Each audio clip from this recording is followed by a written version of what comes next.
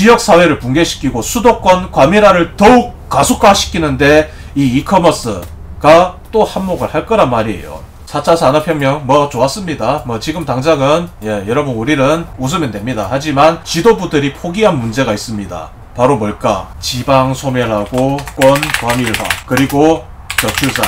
이 자식들 이거 포기했단 말이야. 이거 말로는 맨날 나와가지고 저출산을 잡아보겠습니다. 지방 소멸을 막아보겠습니다. 수도권 과밀화를 막아보겠습니다. 하는데 실제 하고 있는 정책들을 보면은요 전혀 안 맞아요. 전혀. 그러니까 저 지방에 계신 뭐 공무원 분들하고 뭐 의원님들이야 뭐 어떻게든 그 지역을 살려야 되니까 응짜응짜 하는데 진짜 대가리들은 그런 거 아예 생각 없습니다. 사실이에요. 뭐 제가 뭐 정치나 뭐 이런 거는 아예 몰라요. 그래서 항상 중립적인 입장이라고 하는데, 자 지방 소멸하고 저출산 뭐 이런 거는 그러거나 말거나 메가시티 만들 계획을 만들어 놨다니까. 메가시티를. 그리고 왜 사회 지도층들이 이런 저출산과 지방 소멸을 갖다가 못 막는다고 판단을 했는지 아십니까? 왜? 인간의 본능. 먹고 사는 당장 이 인간의 본능을 이게 뭐 정책적으로 한다고 해가지고 이걸 이길 수 있을 것 같습니까? 절대 못 막습니다. 인간의 본능. 자 아프리카에서 인류가 시작되었다고 하는데 인류는 어떻게 하다가 아프리카에서 시작해가지고 저기 유럽 거치고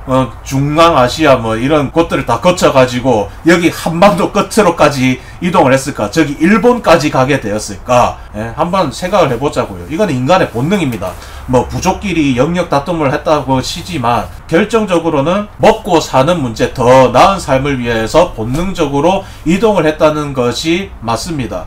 저는 이 고향 진주에 태어나서 지금도 진주로 가고 싶은 마음도 간절해요. 근데 애초에 저는 고향 진주를 떠날 마음이 없었어요. 그냥 진주에서 나고 자라가지고 그냥 아버지처럼 그냥 진주에서 장사하다가 그냥 진주에서 생을 마감하고 싶었어요. 근데 그 군대를 갔다가 어쩔 수 없이 경기도 김포로 가게 됐어요. 김포에서 결혼을 하고 또 이제 인천에서 좀 살고 전역을 또 했어. 거기 인천에서 또 전역을 했어. 고향으로 돌아가야 되는데 지방 상황이 어때요? 좋지가 않아요. 나고 자란 이 진주가 고향이 자급자족이 되면은 저는 남고 싶어요. 근데 인간이 이런 본능 앞에서 먹거리를 찾아서 대도시로 이동할 수밖에 없는 거, 이건 본능이기 때문에 막을 수가 없습니다. 이 출산율이 감소하고 지방 유출이 시작되면서 이거는 막을 수 없다라고 이미 전문가들이 그렇게 판매를 했단 말이야. 계속 줄어들고 있는데 지도층들은 뭐라고 판단할까? 전문가들이 봤을 때 이거 못 막습니다라고 했을까? 아닐 겁니까? 그러니까 최대한 막는 척만 하고 내 갈 길만 가면 되는 거다. 먹거리가 풍족한 대도심에서 사회 지도층으로 살아났기 때문에 저 밑에 것들은 신경 쓸 필요가 없는 거야. 냉정하게 판단을 해야 된다는 겁니다. 생각해 보세요. 물론 농사를 정말 잘 지으시는 분들은 지방에서도 아주 잘 살고 있어요. 자, 농사를 지어도 페라리 프로상계를 몰 수가 있다. 그러면 어떤 누가 저기 지방에서 여기 대도시로 오려고 해요. 땅도 널찍하고 뭐 물가도 저렴하고 하니까 별로 경쟁 안 해도 되니까 저는 그런 데서 살고 싶은데, 근데 농사 지어가지고 프로상계를 몰 수가 있어요? 그것도 극히 일부 분홍에서나 가능한 이야기입니다. 어쨌든 사회 지도층은 이런 원리를 알고 있기 때문에 하는 척만 하고 있다. 자, 그러면은 인간의 본능이고 뭐 지방 소멸을 못 막아서 뭐 메가시티화 하는 건 알겠는데 이게 오토바이랑 무슨 상관인가? 오토바이랑 상관이 네, 아주 있습니다. 수도권 과밀화가 더욱 집중화될수록, 대도시에 집중이 될수록 개인의 이동수단이 정말 제한적이게 됩니다. 그렇지 않아도 금융위기랑 이런 경제위기가 합쳐져 가지고 자동차를 사기에 좀 많이 꺼려지거든요. 그래서 무슨 일이 있습니까? 지금 레저 오토바이 출고율이 급 하락을 했지 않습니까? 최근 코로나 터지고 나가지고. 아니 지금 당장 먹고 살 돈이 없는데 뭔 놈의 얼어 죽을 오토바이를 사냐? 막 당장 저기 제 주변에 몇 사람만 봐도요, 아내분이 바가지 박박박 긁어가지고 야 지금 우리 처지에 무슨 2천만원짜리 하는 오토바이 대출금 갚는다고 한 달에 30만원 40만원씩을 쓰냐, 갖다 팔아! 해가지고 실제로 매물 내놓은 사람들이 굉장히 많습니다. 이렇게 개인의 이동수단. 나중에는 경제위기 계속 이렇게 쪼그라들면 일본처럼 자동차를 사는데 더욱더 힘들어지지 않을까? 수도권 과밀화가 되면은 누구나가 자동차를 탈 수 없는 시대가 될 것인데요. 그거를 어디서 할 수 있느냐? 직종도 없는데 차는 샀지. 운전면허 따려는 청년 줄었다. 야, 이 박무혁이의 미래시. 서울 거주에 서울에 직장 있는데 뭐하러 차를 몰고 다니냐. 주차하기 힘들지. 자동차세 나가지. 기름 줄줄 새지. 한번 나갔다 하면 차 꽉 막혀가지고 내가 길바닥인가 길바닥이 나인가 이러고 앉아있는데 왜 차를 타고 다니냐. 실제로 서울에 거주, 서울에 직장이 있는 제 친구 놈들이 한 이야기입니다. 대학 졸업을 앞둔 서모 씨는 졸업 전 운전면허를 취득하려는 계획을 최근 보류했다. 취업이 불확실한 상황에서 면허를 따는 것 자체가 사치라는 생각에서다. 일단 면허 따려면은 면허학원을 등록을 해야 되잖아요. 면허학원 등록 안 하더라도 그냥 내가 누구 아는 지인한테 부탁해서 이렇게 면허를 딸 수가 있어. 근데 어쨌든 돈이 들어간다는 거야. 주변에 취업한 친구들이 차를 샀다가 경제적 부담을 호소하는 경우를 많이 봤다며 대중교통을 이용하는 것이 분수에 맞는 것 같다. 이게 현실적인 거예요. 예전에는 이렇게 붐이 부앙 이렇게 올라갈 때는 시중에 현금이 남아 돌잖아. 시중에. 그러니까 누구나가 차를 타고 다닐 수가 있어. 근데 저는 그게 머지않아 이 메가시티화 계획으로 인해 가지고 막힐 거라고 예언을 했었습니다. 제가 과거에 방송한 그 내용이 있어요. 그거 한번 보시면은 이해가 더 잘 되실 겁니다. 그렇기 때문에 이게 지금 현실화가 되고 있다.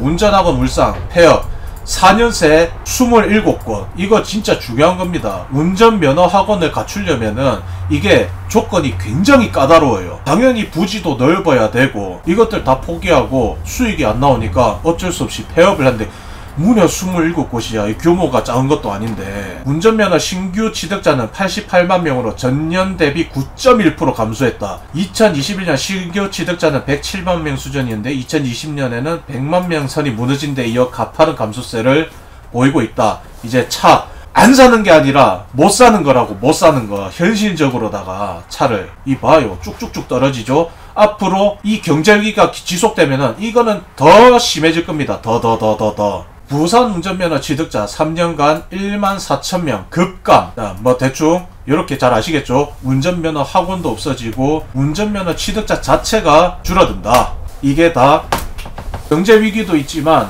진짜 메가시티가 실현이 되면은요 개인이 자동차를 몰고 다니기가 더더욱 힘들어집니다. 일본이 딱 버블 이후에 겪게 된 현상하고 매우 비슷하게 맞아 들어가지 않습니까? 합리적인 이제 라이프 스타일을 추구할 때가 된 것 같습니다. 메가시티가 되면은 대중교통이 너무 잘 깔립니다. 일본 같은 경우에는 진짜 사람 하나도 없는 그런 외딴 도시까지도 전철이 다닌다고 하잖아요. 우리나라도 마찬가지가 될 건데 요 파주 끄트머리까지도 지하철이 확장될 거야. 그래서 계속 GTS 막 노선 깔린다 하고 서울까지 막 몇 분 거리 하면서 아파트들이 계속 그걸 했잖아요. 그게 이미 몇십 년 전부터 메가시티를 만들 거라고 지도부터 출산율 감소를 보면서 이미 머릿속에 이걸 넣고 있었단 말이야. 메가시티 건설을. 자, 그럼 메가시티 건설이 됐어요. 그 다음에는 개인의 이동수단은 일본하고 비슷하게 좀 생각을 해보면은 이해가 훨씬 더 빠를 것 같습니다. 인프라가 말도 안 될 정도로 강해질 거예요. 아예 싱가포르처럼 엄두도 못 낼 정도로 개인 승용차 자격이 강화될 수도 있고 일본처럼 이거 차 타고 다니는데 엄청난 불편함을 야기시킬 수 있어. 주차 일단은 차고지 증명이 돼야 될 것이고 그 다음에 자동차를 타는데 엄청난 세금을 부과를 할 거란 말이야. 그러면은 안 그래도 경제 위기 속에 임금은 적고 물가는 올라가고 하는데 청년들이 선택할 수 있는 게 뭐겠어요? 자전거, 전기 자전거. 근데 여기서도 조금 그래 나는 그래도 형편이 좀 낫다. 오토바이. 그래서 제가 이거를 넣어 놓은 겁니다. 오토바이. 아니라고 할 거예요? 오토바이가 얼마나인데 우리나라 같이 이런 메가시티화가 진행된다면은 일단 멀리 볼 필요 없습니다. 일본이 당연히 그걸 하고 있고 유럽권들도 메가시티화가 되면은 오토바이 PM, 그 PM도 뭐 전동킥보드 이런 거 말고요.